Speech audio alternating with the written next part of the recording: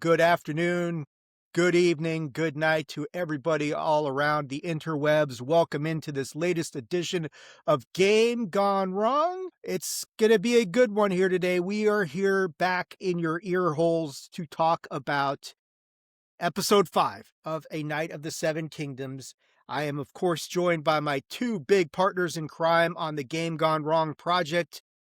Let me welcome the man, the myth, the legend, the guy with the most awesome hat. I mean, space jamming it out, the one and only PC Tunney. Tunney, how you doing, buddy? What's happening? I love that hat. I just wanted to I throw that got it out at the there. Midwest Gaming Classic last year, along with my Flash hat.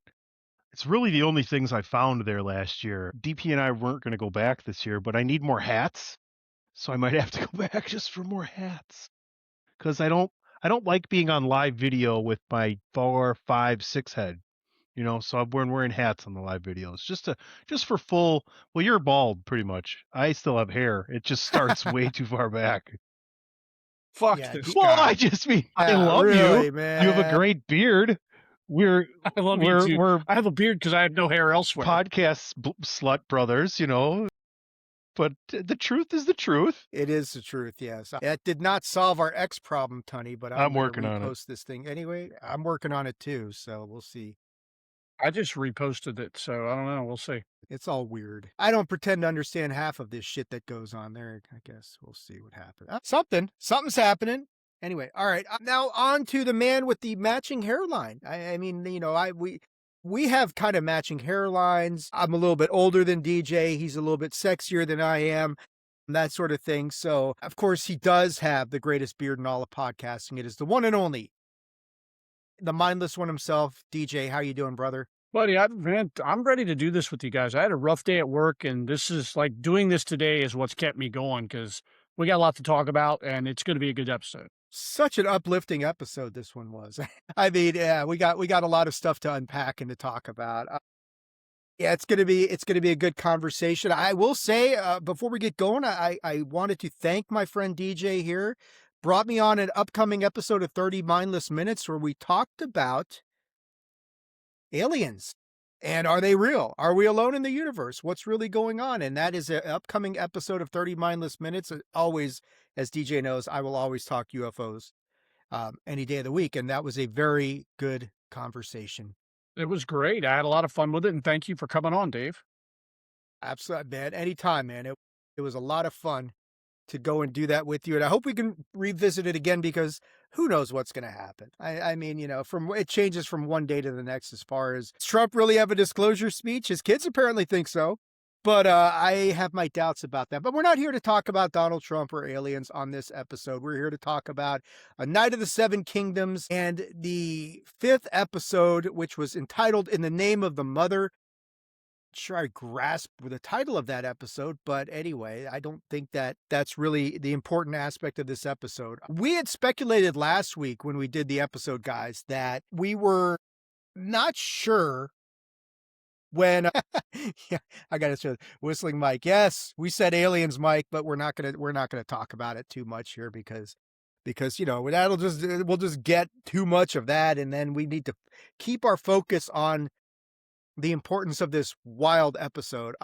Last week when we did Game Gone Wrong, we were speculating what episode 5 would bring us, whether it would be, would we get to the fight? Would we get to the trial of 7? What was going to happen with that? Would they leave us on a cliffhanger? Would they complete the battle? Would they start the battle? We knew there was going to be a flashback in there.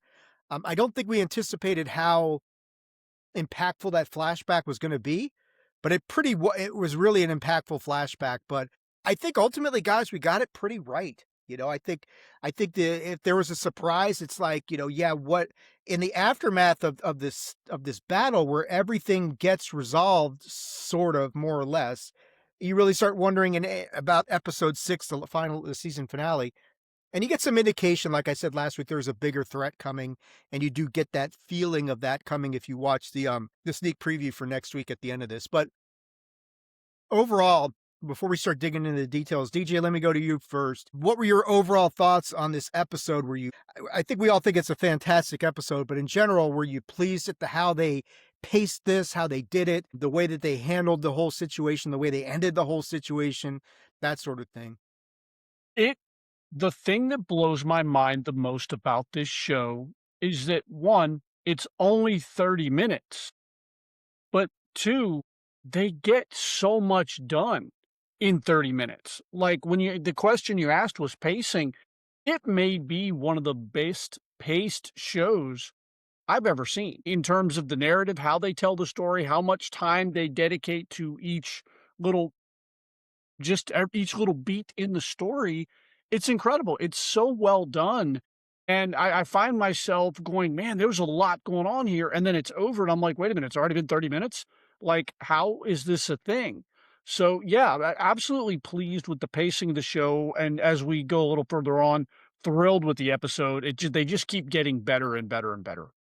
That just really is. And yeah, Yeah, they have. Every episode is built on the other one, and I agree with you, DJ. They've all gotten better.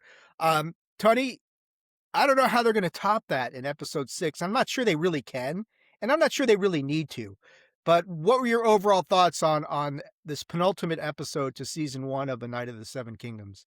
The ending was interesting. The sneak peek for next week was also interesting. I think the thing that I realized I had wrong with the flashback was we talked about Duncan's innocence a lot in the first couple episodes, and I think it was more of him just closing himself off from the rest of the world because he does not have much innocence at all considering what he went through at that young age. You know, surviving the war, wondering, knowing his mother's dead, but still not being able to leave because he thinks she's going to come back, losing the love of his life at such a young age, and what he went through just to be able to get a drink of water from Arlen.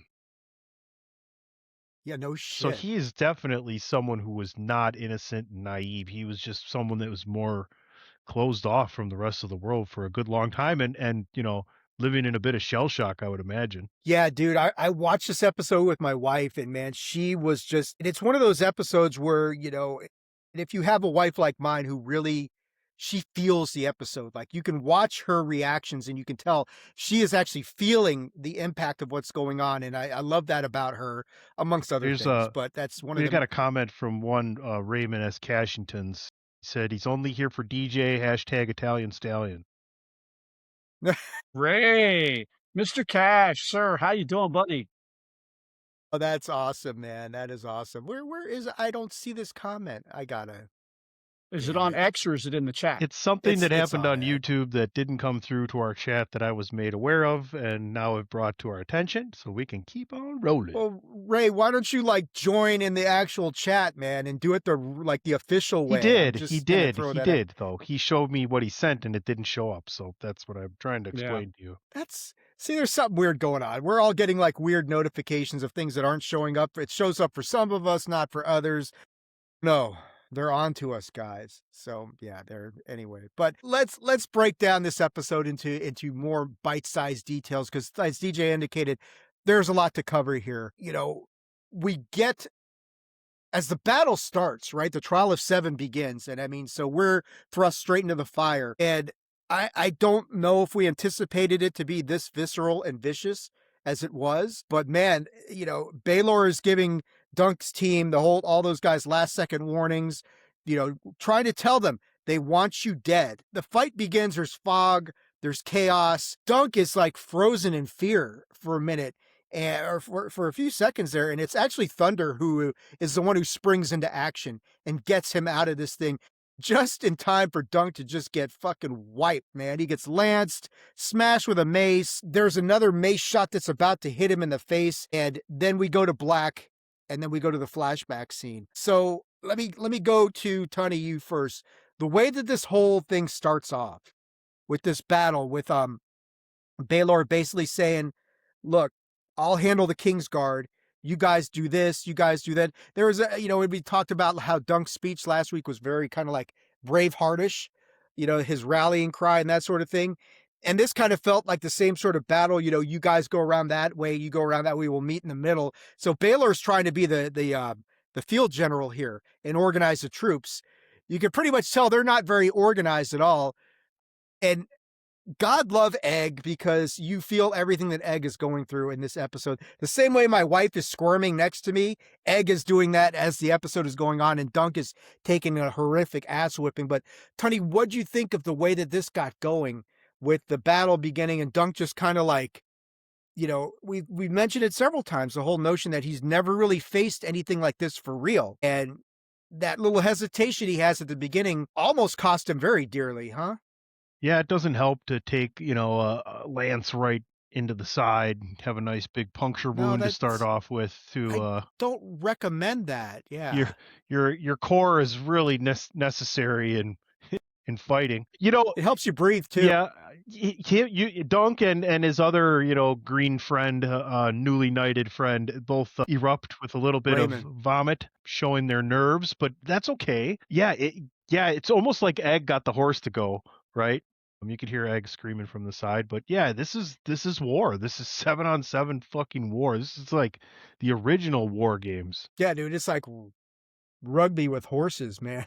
Basically, just like, let's just go. Well, there's an interesting thing that happens too, though, right before all the levity of the situation hits him. Is he gets his lance from Dunk, or Dunk gets his lance from Egg, and they Yep. have their little back and forth like they normally do to try and try and calm Dunk down with they'll hunt me down like dogs, and he barks at him, and you kind of like, okay, And I but thought then you get to I thought that was I thought that was important though, because it shows like he has put this betrayal that happened that we talked about the last episode kind of beside. He realizes there's much bigger issues at play here. And in that moment, they're back on track, or so it seems, right? I felt like more or less it was Egg trying to calm Dunk down with a little bit, because I mean it was more of Egg's enthusiasm there. Dunk was kind of just like his mind knew what it was about to happen, and then you could see the regurgitation. Yes. And there was a bit of that with Raymond as well, like you said. Deej, your thoughts on the beginning of this fight, which we don't get deep into it before we go to the flashback, but it's intense from the word go. What I liked was what you mentioned with your wife watching, and as we sit here as analysts and we pick it apart, we're going to look at it a certain way. I like when you hear the perspective of someone who doesn't do the podcast thing, who just watches the show to watch the show, and you said she feels it. And to me, that's the key phrase. You feel it.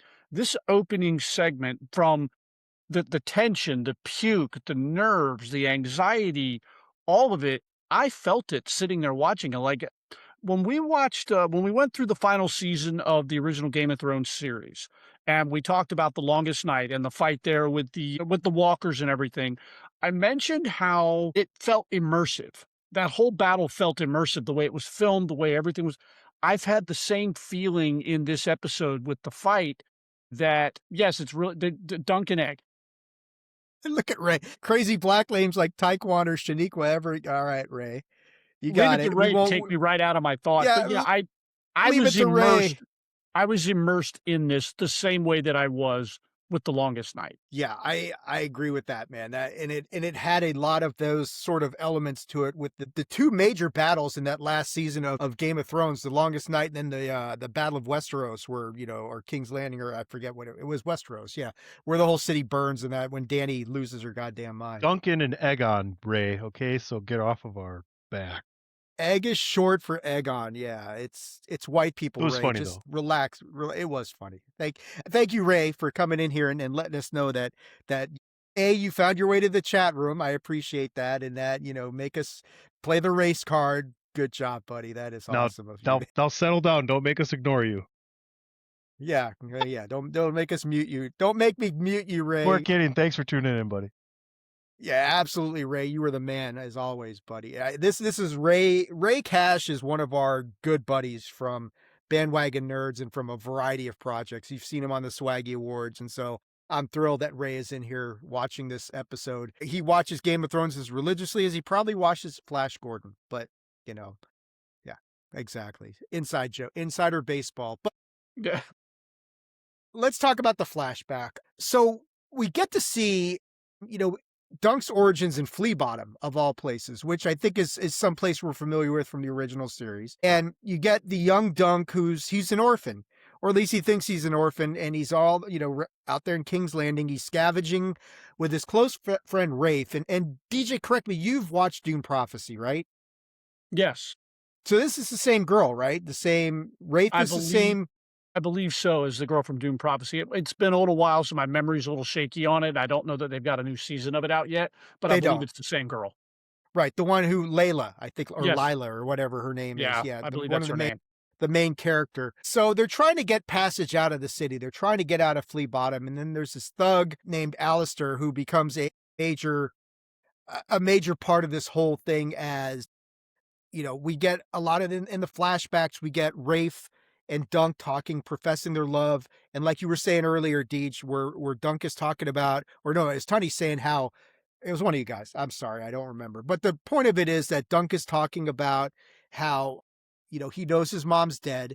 He's still waiting for her to come back. And even though he knows that she's dead, so it's holding out this hope that his mom will come back. And, they profess their love for each other, and they've got this plan as to how they're going to make enough money to buy passage out of Flea Bottom. And as they're going along, I think Rafe steals something from Alistair, and he realizes it, and then he tracks her down, and they basically rob them again. And as they're threatening Rafe and Dunk, Rafe makes the mistake of stealing Alistair's knife or her dagger. And as they're walking away, he realizes it all too quickly, comes up behind her, slits her throat. Dunk has to watch her die.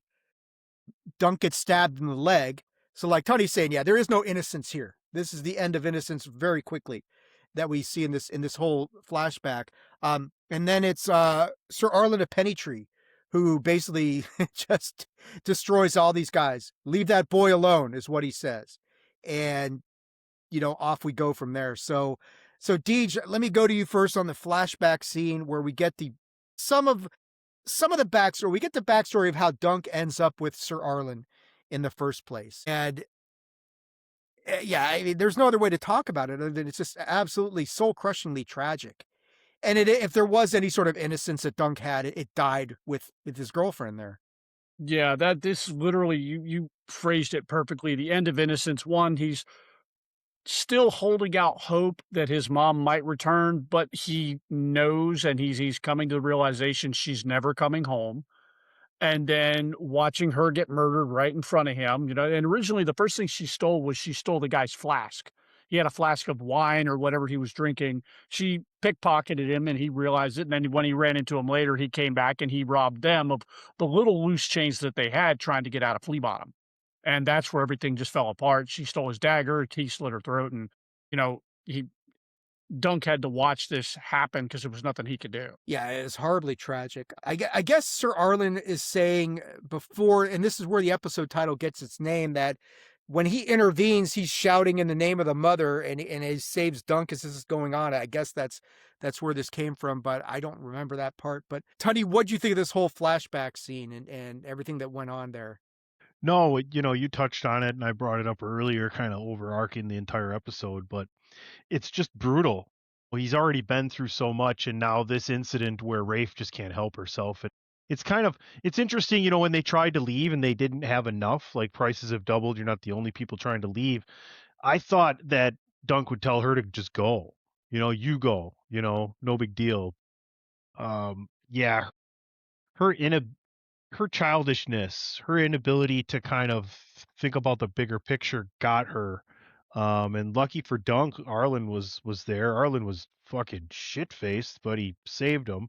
Uh, oh, yeah, it was an interesting scene. It was a tough scene. It reminded me more of Game of Thrones and House of the Dragon. A little bit more gore, a little bit more intense. Kind of, you feel the moment. You absolutely did feel the moment, and you alluded to it earlier that after this happens, and Dunk realizes that Sir Arlen has saved him, he's following behind Sir Arlen for who knows how long. It's got to be days that he's going with no water, staying out of distance, watching him in his drunkenness, singing in Dothraki, all this other He's shit. trying to. Go ahead, Tony. I He know you were. drinks out of the creek. because he's and so gets yeah, and sick. gets sick, and it's just a battle of will. Yeah, and right at the end, he collapses basically from dehydration, and it's at that moment that Sir Arlen comes over to him, and I mean, it's like you've seen the Rocky movies, right?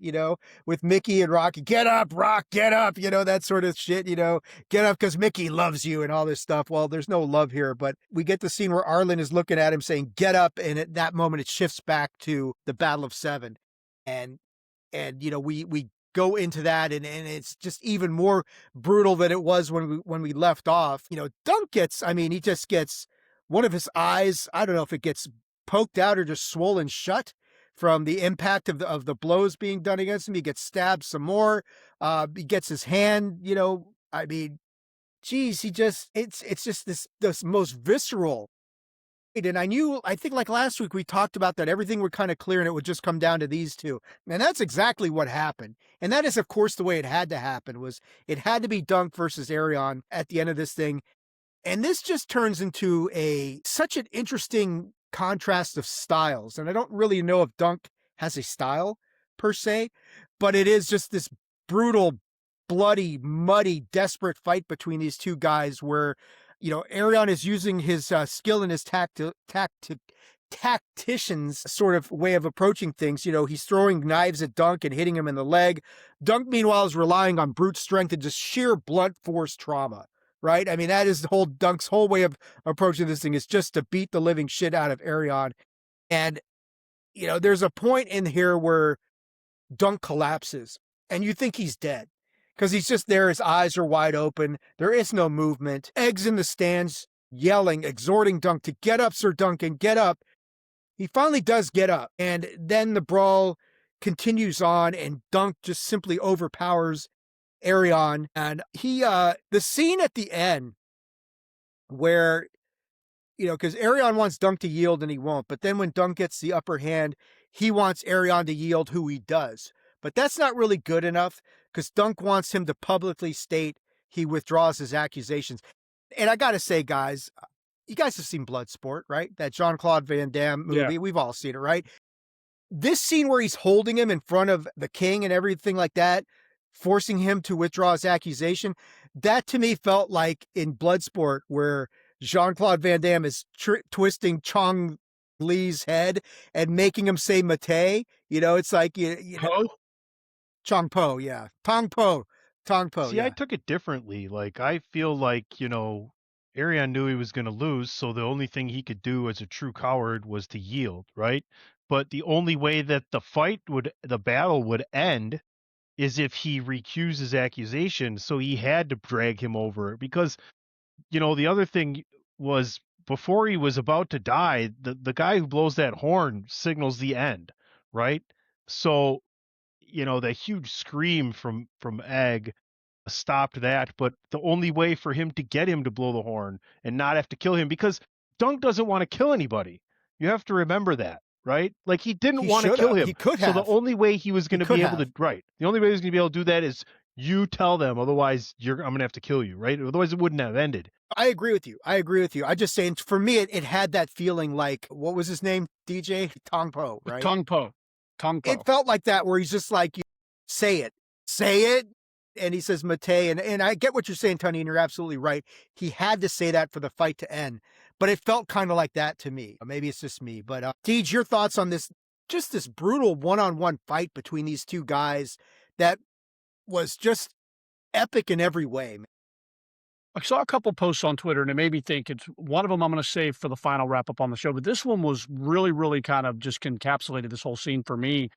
When you think about a lot of these type of movies, any movie that has like a battle scene in it, it's usually well choreographed and it's very well blocked out and everything like this. This felt like what an actual fight would be like. It's not pretty, it's not choreographed, and the way I likened it was, in wrestling vernacular, Arion is Owen Hart and Dunk is like Bruiser Brody. You've got a tough, huge brawler against a tactician. And at first, the tactician's whipping his ass. And then he's getting the better of him because he's outmaneuvering him. Dunk is not a trained fighter. He's a big bruiser guy that if he gets his hands on you, he's going to hurt you, which is eventually what happened. He finally you just had just enough wherewithal and fight left in him to get up, continue the fight, and overpower his opponent, and that's where we are. Funny mentioned the word cowardice and why or no, I think, Dave, it was you that mentioned cowardice, and this is why Arion gave up. Cowardice is what got us here. Cowardice is what got us to the 7-on-7 fight to begin with. Right. So it makes sense that that closes the loop on that because he's like, "Look, I don't wanna die." I definitely don't Right. wanna die, so I'm gonna Right. tap out and I'm gonna holler to the world that I made a mistake here. So, yeah, it just so brilliant. And that's a great point, DJ, that the whole reason we got to this is because Arion did not want to fight Dunk one-on-one Right. because he knew that this exact scenario was very likely to happen. It's kind of like, I mean, I love the wrestling analogy that you made because we've seen that. And yeah, it's one thing in pro wrestling where it's scripted, and the smaller tactical guy like Shawn Michaels can beat the mastodon like Vader, whereas in a real fight, probably not so much, No, that if sort Vader of gets his thing. hands on Shawn Michaels, that's it, it's over. Right, right, and here you get to see that whole thing, and I think it is a brilliant analysis, Deej, where Arion has an advantage early on. Sooner or later, that strength, when he can't kill him outright, that strength takes over, and then it is quality versus quantity, right? Because Arion's getting the more quantitative blows in, but all it takes is a few for Dunk because he has the more quality behind it because it's all that power and all that strength and all that damage that just is done. And Arion wants no part of this shit. Go ahead, Tunney. The mace blows, they're really executed well and Yeah. cinematically, and then Dunk with the groin rip with the sword kind of like gave that Ugh. changed the fight, right? That was the Am turning I the only point. one that cringed Oh my in god. that oh my Yeah. god, dude, the holler I let And out? then the other thing I wanted to, and then it was DJ, the way you brought out the coward comment and brought that story to fruition was excellent because yeah, we kind of were beating around it and you nailed that. The other thing I wanted to talk to you guys about the fight was cinematography wise and everything and getting and being in the moment. They would go in and out of you having Dunk's perspective and your audio is His point of muffled and view. your video is yeah, Yeah. and it really gives you a fact of wow, he's barely surviving out there right now, and I thought that was pretty brilliant. They did an excellent job as far as immersion. And yeah, going back to Rocky again, remember some of those scenes, like especially in Rocky 2, where everything slows down and you could feel that Rocky just taking this horrific ass whooping. So they did a great, and they even muffled the Yeah. sound and all that sort of stuff too. Yeah, that was they really, you're absolutely right. They immersed you in there and they made you feel, you got to feel just how badly hurt Dunk was. And everything in those moments and everything that he's feeling and experiencing. And I mean, honestly, it's like maybe, and I think I read this somewhere, somebody posted this well. He takes such a beating early on that maybe that flashback is kind of like a life rewind. Like, your life flashes in front of your eyes. Maybe that was something that was going on where he was reliving this horrifically traumatic moment in his life that actually led him to this moment, which is with, teaming up with Sir Arlen and all that sort of thing. Maybe, I don't know. Anything's on the table, but at excuse me, at the end of the battle, Dunk gets Arion to withdraw his accusations. Dunk wins, and it seems like, and I was honestly surprised that we got to the end, that, we didn't, we didn't have a cliffhanger. They didn't stretch us out to the last episode, but it seems like there's kind of a happy ending. That's the triumph aspect. This episode's called Triumph and Tragedy. So that's a triumphant part, right?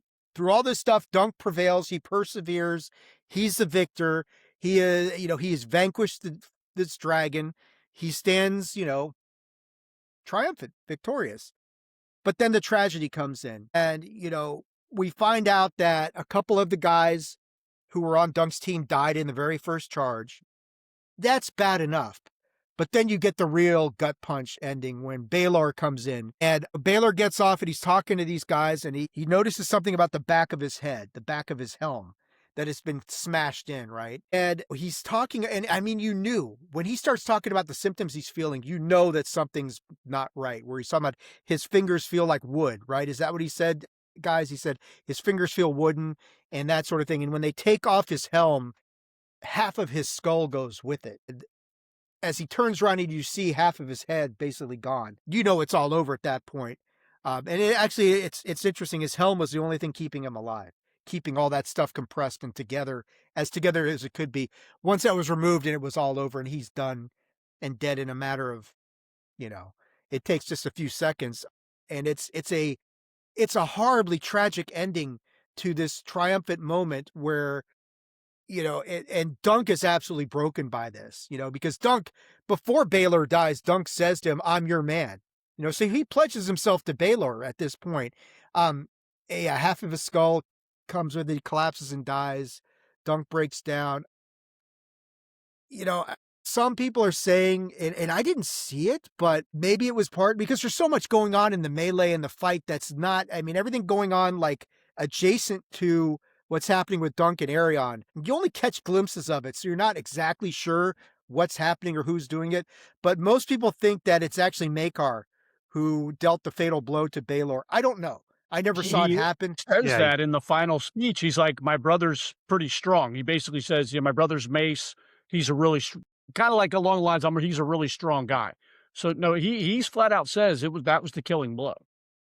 So, and of course, that of course is going to resonate loudly in episode 6, I'm sure, as we're going to talk about in a minute. But go ahead, Tunney. no, go ahead, keep going. No, I mean, I was pretty much done. It's just it is a gut wrenching, just in an episode that's got pockets of triumph. This is mostly on the tragedy side because first there's Rafe, that sort of situation. We're watching her die, and now yeah, I mean, honestly, man, you think about the parallels that we draw about this. He watches Rafe die in front of him. Then he watches Baylor die in front of him, who's probably the second most important person in his life, or third most, next to Rafe and Sir Arlen. Everybody who's near him, he gets to witness them die, and that's got to be impactful on him. But Tony, go ahead. Yeah, man, just jump on in here with your thoughts on the truly tragic ending to this episode. Yeah, you realize as a viewer pretty quickly that this is the end for Baylor, And DJ hit it on the head. They're talking about the fight and how his helmet got smashed in, and he's like, likely was a blow from my brother's mace. He's quite strong, was like the direct line to, yeah, he got me. It's sad. It's kind of gruesome. It's funny, you get the opening with them dragging Duncan, your attention goes right to, oh man, they need to get so much attention to Duncan, and Baylor's like, yeah, I'll send my maester, but after he's done working on, whoever else or whatever. And it's just, yeah. The interesting thing though is like the people who survive this are now like Dunk's people, I think, moving forward as well, right? It's Raymond. his armorer, Raymond. I think, did Dayron survive? They mentioned the names of who died in the initial charge, but with everything else going on, that was a detailed. Yeah, like because Egg's brother ended up fighting for him, right? He did. The drunkard. Yeah, I don't think he died. I don't think the drunkard died. I don't think he died. So, yeah. Sir Stefan from the last episode, the one who turned on Dunk? No. Is that who we're Egg's older brother? The younger kid, Egg's older brother. The drunkard. Oh yeah. I don't remember seeing him in most of the fight. Do you? But that's why I don't think he died. We see him put his helmet on and get ready to go, but well, he was going to take a dive anyway, is what he told Dunk, that he was part of Arion's team and he was just going to take the fall real quick and just check out, right? But it was sad, and now they're all lost, and who knows what's going to happen next, right? Their immunity is dead, probably, except unless you watch like the preview. I got comments on that. So anyway, we'll talk about that in a minute. Let me get DJ's thoughts on the end of this episode and the tragic death of Baylor, who risked it all for this guy he believed in and paid the ultimate price. Yeah, two times in this episode, I made an audible noise. One was when Rafe got her throat cut. I audibly gasped. I was like, when they got her. Here, it was fuck. Because there's that moment of realization when he's in there and he's talking, you're like, okay, and, Dunk pledges himself to him, and all of a sudden he mentions something, something's wrong with my visor on my helm, and I'm like, wait a minute. And then he starts talking about, and he reaches, like you said, he reaches to the back. I'm like, oh, come on, man.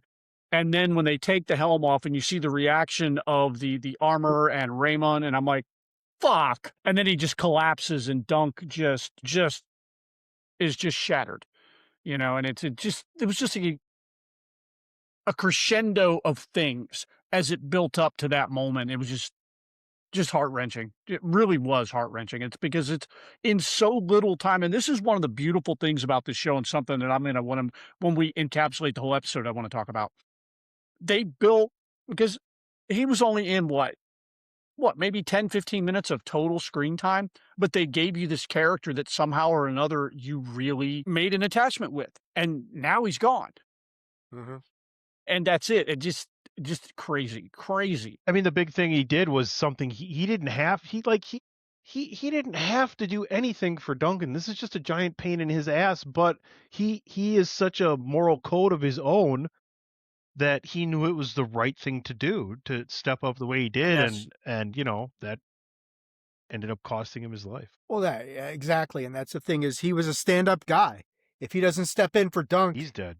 none of that stuff happens and Dunk's dead. And at the end of the day, it ends up being Baylor who pays the price so that Dunk could live. So it's certainly it is a horrifically tragic ending to an otherwise awesome episode. And it just adds to the episode in my opinion. It is heartbreaking, but it actually just makes this episode as epic as it was.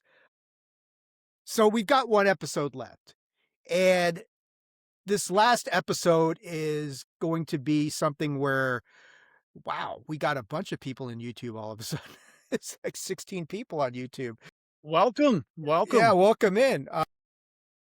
We saw the previews for the last episode, and we get to see what's going on there. What are they going to do in this last episode? Seems like a lot of housekeeping, but you do get the feeling very early on as Lionel starts talking about something bigger on the way, that there's another fight on the horizon. There's other things that they've got to do. And you get to see that happening. And I guess I'll go to you first, Tunney. Where do you think we go in this last episode as they wrap this up? And obviously we got a second season that's coming, but where do you think they're going with this? Obviously Dunk's got to deal with the tragedy of this episode and everything that went wrong at the end of this thing. And, we don't know how badly he's hurt. We don't know whether that left eye is permanently gone. And that sort of thing. We don't know a lot of different things. Egg clearly is indicating he wants to be a squire. There's a scene where Makar's talking to Dunk, and that's going to be important because Makar is going to have to live with the consequences that he killed his own brother. And, obviously he had to do it in the heat of the battle and everything that was going on with the trial of 7, but Makar's going to have to deal with that and the guilt of that he's the one who struck the fatal blow to his brother. Arion's still alive. That situation probably hasn't completely resolved. So there's a lot of things that are going to be happening in this last episode. Will it be as dramatic or as action-packed as episode 5? Of course not. But will it have bigger depth and bigger meaning moving forward? Probably. So what do you think's going to happen in this last episode, Tony? Love that Lionel Baratheon is going to be probably like part of, or Dunk's going to be part of his crew maybe to start or something like that. Keep in mind, folks, I haven't read any of the graphic novels, so I don't know anything that's happening except for the preview I'm seeing. So keep in mind that I have read the graphic novels and I don't remember anything. So I think the way they showed the preview, it's funny because they cut to Makar talking to Dunk like, my son is taking an interest in you and he still wants to be a squire and he will only do it for you. And Dunk says it, with all due respect, you're great, or your whatever he calls him, with respect, my lord, or whatever. I think I'm done with princes, And then at some point Right. there's another cut to like a different scene, and then after a couple different cuts they cut back to like Egg and Dunk sitting next to each other looking very unhappy. I think very early on this next episode you're going to see Makar be like, listen, Baylor, in so many words or not so many words, maybe actions, like, I'm in power now. I don't want to get rid of you. This is what my son wants. And I think Makar, as he is, has a deep-rooted respect for the rules. So I don't think he's gonna hold anything against Dunk, to be honest with you.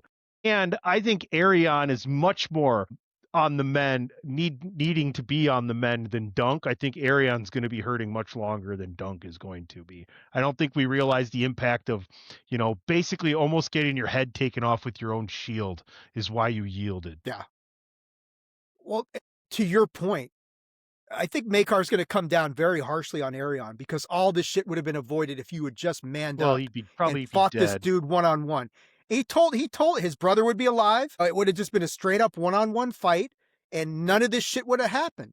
And I think Makar's going to be, I had to kill my own brother because of your cowardice, my son, and that sort of thing. So, as DJ mentioned earlier, the whole concept of cowardice comes in very strongly here. I think there will be consequences for Arion beyond just having to yield in public like he did. And I think Makar is going to look very harshly on his Is son, who put all this into motion because he was a Who's the pussy. prince now? Who's the Basically, prince in line now? Is it Makar? I think it's probably Makar. Yeah, he's got to be. I mean, you got Lionel Baratheon's not, although he is certainly trying to enlist Dunk to his cause because there's something bigger that he has to deal with. No, but I mean, like, as far as royalty goes, who's going to be prince now that Baelor's? Because it was Prince Baelor. Baelor was going to be king, right? He was going to be the next. Whoever his kids were, I don't know who his kids were. I don't Or even is know it if he had passed to his kids. brother? Right. Yeah. I mean, Makar's clearly, I think that what I gathered from the preview for the last episode, Makar is, like you said, he's in charge of this outfit at this point in time in some form or fashion. I'm sure we'll get more information on that. But like you also said, Egg wants to be Dunk Squire and only Dunk Squire, which is, for a prince of royal blood to say, I want to be a squire for this hedge knight is pretty impressive and pretty emphatic and pretty unexpected. But Deej, where do you think we're going with this last episode? I likened this episode that we just reviewed to the Long Night episode.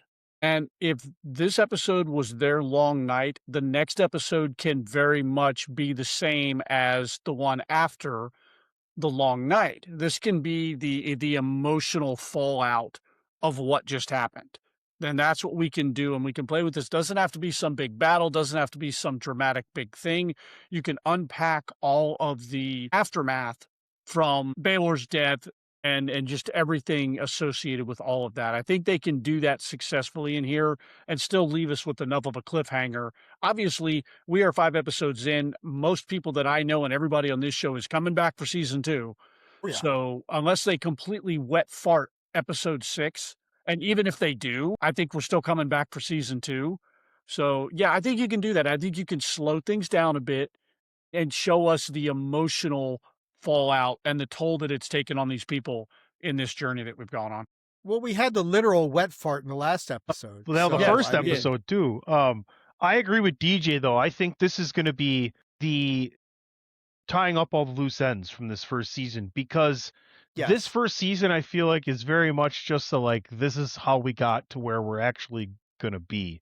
And this incoming threat, I think that's got to be the final shot of the first season is the revelation of what this incoming threat is. Which is kind of what we talked about last week when we were speculating where we might end up with this episode versus where the What's sixth the one will incoming end threat? up. Now we know for sure. And I think you guys are right that they will be resolving, tying up loose ends, figuring out the lineage, what's going to happen to Egg. Will he be Dunk's squire? What happens to Dunk? He's certainly going to be elevated beyond Hedge Knight at this point in time. You just beat the shit out of one of the royal Targaryens, made him quit in public, so you're going to be elevated in stature pretty quickly. But I agree with you, Tunney. I think the season ends with a clear delineation of this is the threat for season 2. We'll see in 2027, maybe 2028. I don't know. I'll look and see what the rumors are on that for season 2 debut. I'm But here's guessing my it's question: next year. what's the threat? What's the bigger threat? What is it? Do people know? Do the books say? The books say, but I don't remember what it was. Well, don't spoil it. Let's watch the episode. No, I don't know. So I'm trying to guess. Is it? No, I read the That's a graphic rhetorical novels question, like okay. 3-4 years ago, so I don't really remember. But it is a worthy threat that requires all of them to kind of be on the same page, that sort of thing. And like, what did they say in this episode? There's a war coming, right? That's what they say. There's a war coming. So this is not a little isolated skirmish. This is a bigger battle that's leading into, and really think about it. Game of It has Thrones, to. right? All the There houses. has to be something from Game of Thrones that Right. harkens back to Right. what we're about to talk about it without reading the Right. books. Because right now, right. Think about it. We've got the Targaryens and the Baratheons are the only houses that we really know about in this I think the series, right? Tullys too, We know right? there's about. Didn't we hear the name Tully? I don't know if they. I don't Thought we remember did. hearing Tully. Maybe I don't. Okay. But there's 4 or 5 other houses that are still unaccounted for as we move forward, and I would not be surprised to see a couple of more of those brought into this whole thing as we move into the last episode to kind of not just set the stage for episode or season 2, but to kind of set the stage for where Game of Thrones picks up 100 years from now in, not in real time, but in Game of Thrones time. Fall of 2027. Fall of 2027. Okay. God bless. We got a whole year and a half. Okay. Well, we do have House of the House of Dragon the coming Dragon. up. So Yeah. So yeah, for those of you who may have joined in late, and see, we've still got 13 people in YouTube watching this right now. Thank you guys so much for tuning in. Yeah, we've got one more episode of Game Gone Wrong to cover, A Night of the Seven Kingdoms, and then we'll be back when House of the Dragon season 3 starts up again. But yeah, I'm looking forward to the last episode. I can't wait to see how this all ends up and how how the stage is set for season 2, because it's been an excellent series in every shape of the word. It's been tremendous, and I'm really impressed. I think when it first started, when the season first started, we weren't sure. It seemed a little bit campy, a little bit lighthearted, and then, like we said a few episodes ago, man, when they flipped that switch, they really flipped it. And these last couple episodes have felt fully like full-on Game of Thrones or House of the Dragon. There is nothing lighthearted or campy about this episode. Was as brutal as anything that we've gotten in Game of Thrones or House of the Dragon, right? I mean, it was as in-your-face, visceral, street-level, nasty, brutal, tragic as anything that we've seen in any of the shows so far. Agree or disagree, Deej? Absolutely agree. Absolutely.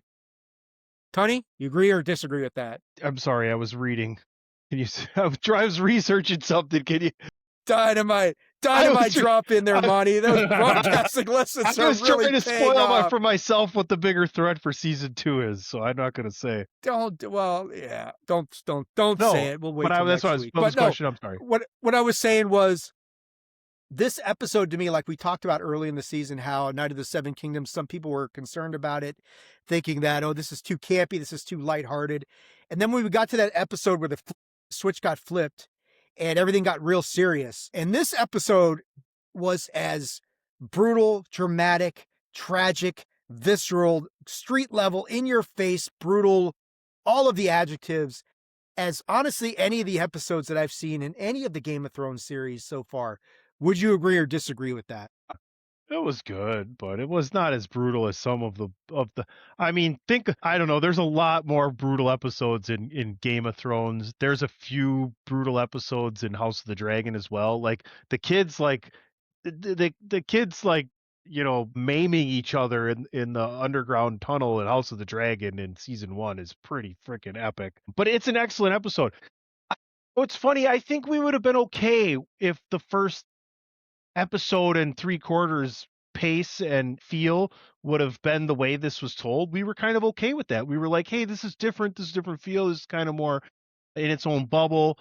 It's not. It was all a trick. It's all a dream. We're right back to Game of Thrones, and why shouldn't we be? We're right in between House of Dragon and Game of Thrones, right? Yep. So, I mean, this is everything you could ever ask for. If I can steal a line from a popular song. Steal away, my friends. All right, guys.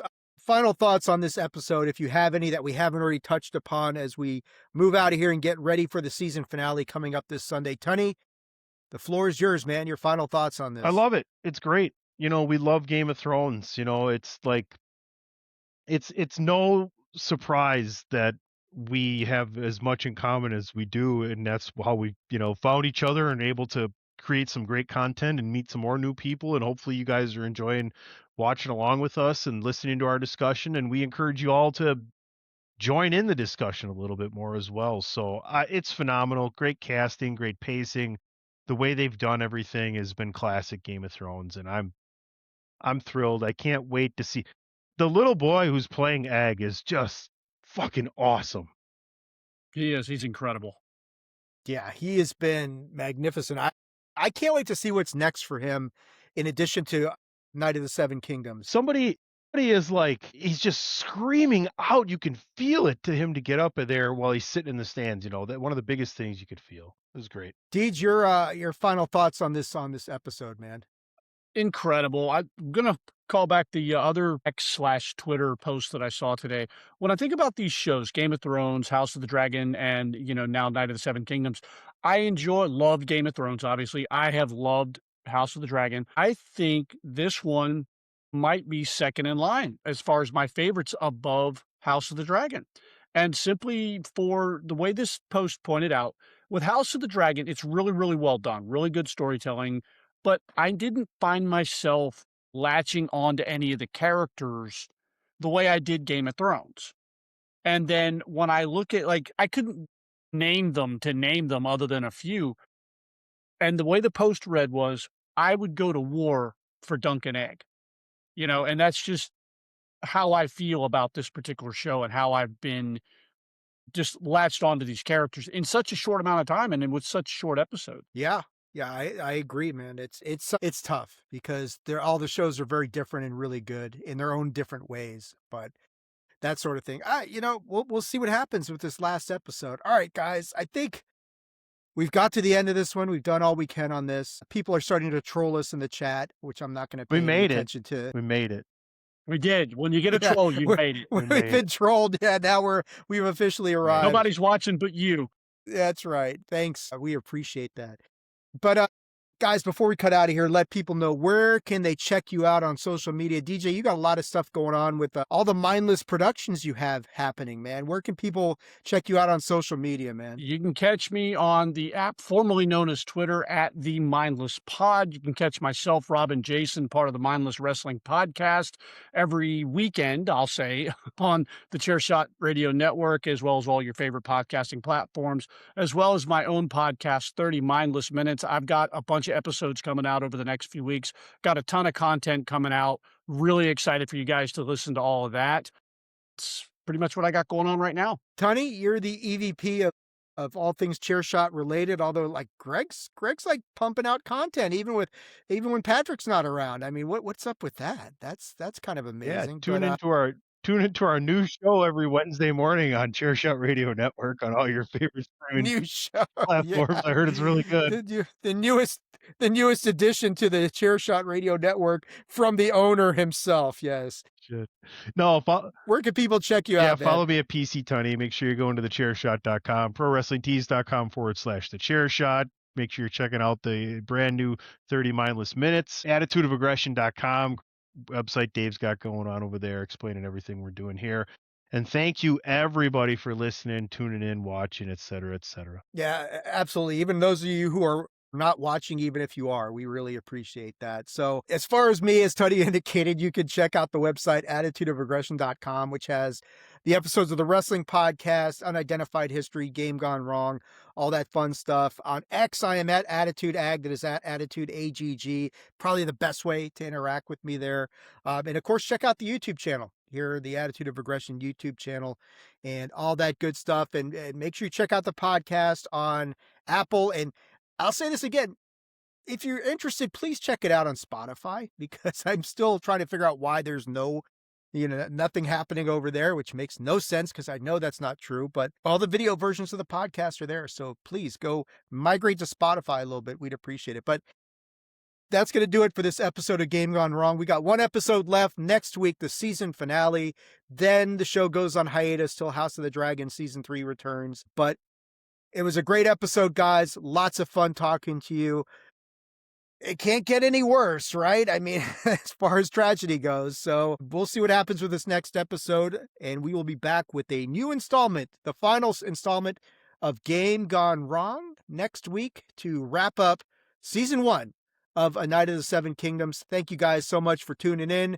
We will catch everybody next time out.